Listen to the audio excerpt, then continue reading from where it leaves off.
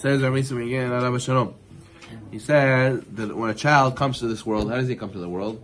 He comes like this, with the fist closed, which means that he doesn't give. But when a person passes away, he passes away with hands open usually, which represents that you change from a taker to a giver. A person at the end of his life usually wants to see other people enjoying it, giving to his kids.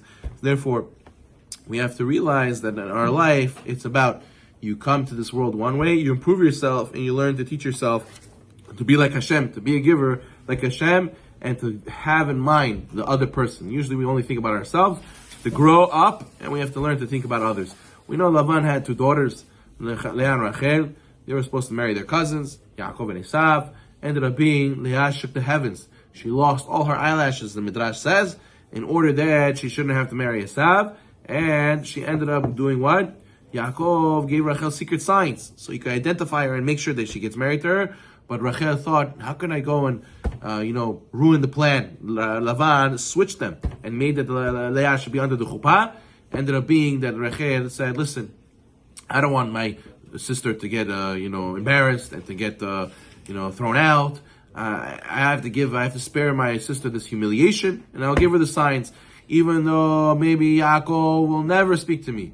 Even though the Midrash says that because of this, she thought that really Leah is going to marry Yaakov, and now she's going to marry who? Esav. She was willing to accept the fact that she'll marry Esav, just not to humiliate and embarrass her sister Leah. That's how much we have to learn from Rachel, to be willing to make that sacrifice for another person. And what? She lost everything. In the end, Yaakov married her a week later. Now, naturally, you'd think that she was Moser Nefesh, she would have kids right away. But no, even then, after that, she still was very barren. She ended up only having Yosef and Binyamin. But the biggest reward she got was really what? What the Midrash tells us in Midrash Echarabati. What does it say over there? In the end of days, the Hashem will want to bring the Mashiach. And each of the Avod, Moshe, Aaron, David, Yosef, all of them, they're not able to placate Hashem. They're not able to defend properly. Who in the end defends? Rachel says to Kadosh Baruch Hu, Hashem, if I forgave and I gave in, I was mevater my husband to Leah, you can mevater to the Jewish people as well. You can also forgive the Jewish people. You can also give in. So you see the tremendous zechut to bring Mashiach is bizchut that she went out of her way to care about another person. She said, it's okay, you'll marry Yaakov, I'll marry Esav. It's fine. I don't want to humiliate you. I don't want to embarrass you. You're my sister. I have to have that's what family's for. I'm here for you. So therefore, you see, this is the biggest merit we can get. Tamar.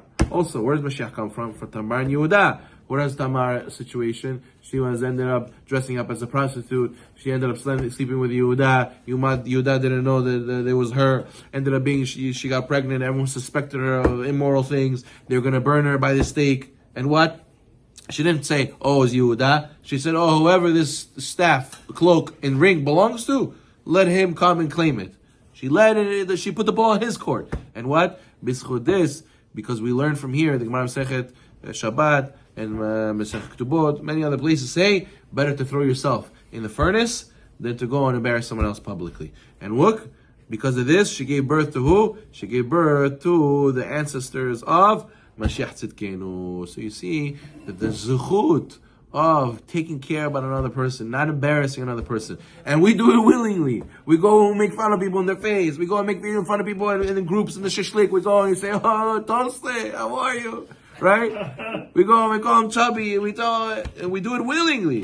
The zechut to bring Mashiach is that we should avoid this completely and not even by accident embarrass somebody else. This is what brings Mashiach. As we know, Rabbi Salanter, Allah Shalom, there was one time it was Erev Yom Kippur, and the whole congregation was waiting to start Kol Nidrei. But Rabbi didn't come. Where's the Rabbi? Where's Rabbi Salanter? They waited. Finally he came, and the Chazan started Kol Nidrei.